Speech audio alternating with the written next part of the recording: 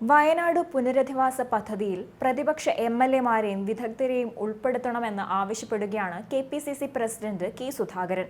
പദ്ധതി ഫലപ്രദവും സുതാര്യവുമായി നടപ്പാക്കാനാണ് പ്രതിപക്ഷ എംഎൽഎമാരെയും വിദഗ്ധരെയും ഉൾപ്പെടുത്തി ഉന്നതതല വയനാട് പുനരധിവാസ സമിതിക്ക് രൂപം നൽകാൻ സർക്കാർ തയ്യാറാകണമെന്ന് കെ സുധാകരൻ എംപി ആവശ്യപ്പെടുന്നത്. വാഗ്ദാനങ്ങൾ മാത്രം പോരെന്നും അവ കൃത്യമായി നടപ്പാക്കുന്നുണ്ടെന്നും സമിതിക്ക് നിരീക്ഷിക്കാൻ സാധിക്കണമെന്നും സുധാകരൻ ആവശ്യപ്പെട്ടു. ഭൂമിയും വീടും നഷ്ടപ്പെട്ടവർ, വിദ്യാർത്ഥികൾ, വയോധികർ എന്നിവരെയെല്ലാം മുന്നിൽ കണ്ടുള്ള പുനരധിവാസത്തിന് മാതൃകാപരമായ രൂപരേഖ തയ്യാറാക്കണം.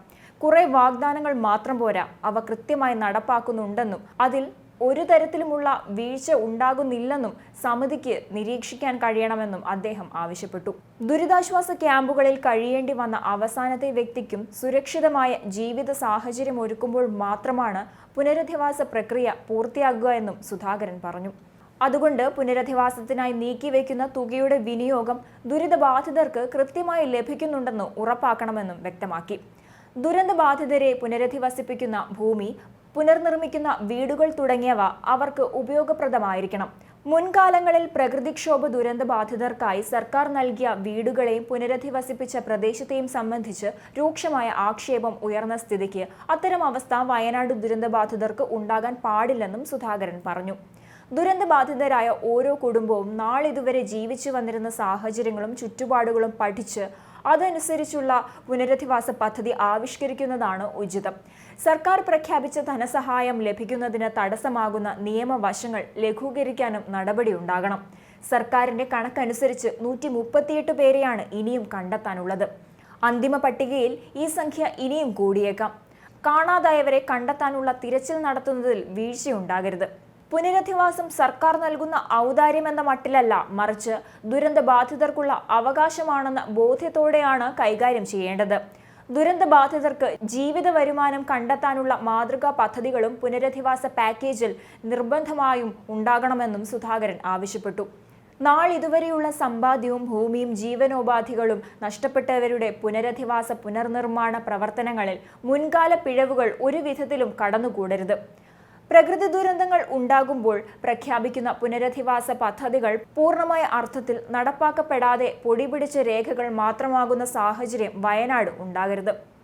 സമയബന്ധിതമായി പുനരധിവാസം നടപ്പാക്കണം. വയനാട്, പുത്തുമല, കവളപ്പാറ, ഇടുക്കി, പെട്ടിമുടി എന്നിവിടങ്ങളിലെ ഉരുൾപൊട്ടലിൽ ദുരിതം അനുഭവിച്ചവരിൽ പലർക്കും ഇപ്പോഴും സർക്കാർ പ്രഖ്യാപിച്ച ആനുകൂല്യം കിട്ടാനുണ്ടെന്ന് സർക്കാർ മറക്കരുതെന്നും കെ സുധാകരൻ ഓർമ്മപ്പെടുത്തി. അതേസമയം മുണ്ടക്കൈ, ചൂരൽമല പ്രദേശത്ത് ഉരുൾപൊട്ടലിലെ ദുരന്തബാധിതർക്കുള്ള സഹായം കൃത്യമായി തന്നെ സർക്കാർ നൽകാൻ തയ്യാറായിരുന്നു. സർക്കാർ അടിയന്തര ധനസഹായം പ്രഖ്യാപിച്ചിരുന്നു. ഇപ്പോൾ ക്യാമ്പിൽ കഴിയുന്ന ഓരോ കുടുംബത്തിനും അടിയന്തര ധനസഹായമായി 10,000 രൂപ വീതം അനുവദിക്കുമെന്ന് മുഖ്യമന്ത്രി പിണറായി വിജയനാണ് അറിയിച്ചത്.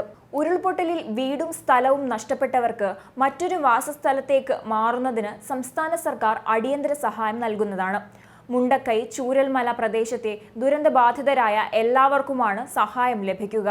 ജീവനോപാധി നഷ്ടപ്പെട്ട കുടുംബത്തിലെ പ്രായപൂർത്തിയായ ഒരു വ്യക്തിക്ക് 300 രൂപ വീതം ദിവസവും നൽകും. ഇപ്രകാരം ഒരു കുടുംബത്തിലെ 2 വ്യക്തികൾക്കാണ് ഈ ആനുകൂല്യം ലഭ്യമാവുക. കിടപ്പ് രോഗികളോ ആശുപത്രിയിൽ ദീർഘനാൾ ചികിത്സയിൽ കഴിയുന്ന രോഗികളോ ഉള്ള കുടുംബങ്ങൾക്ക് ഈ ആനുകൂല്യം കുടുംബത്തിൽ 3 പേർക്ക് എന്ന നിലയിൽ നൽകും. 30 ദിവസത്തേക്കാണ് ഈ തുക നൽകുക. മുണ്ടക്കൈ, ചൂരൽമല പ്രദേശത്തെ ദുരന്തത്തെ തുടർന്ന് ക്യാമ്പുകളിൽ കഴിയുന്നവർക്ക് മറ്റൊരു വാസസ്ഥലത്തേക്ക് തിരിച്ചു പോകുമ്പോൾ സർക്കാർ ഉടമസ്ഥതയിലോ മറ്റ് പൊതു ഉടമസ്ഥതയിലോ മാറാൻ കഴിയും വിധം താമസ സൗകര്യം ഒരുക്കാനാകുമോ എന്നതിൽ കളക്ടർ റിപ്പോർട്ട് ആവശ്യപ്പെട്ടിട്ടുമുണ്ട്.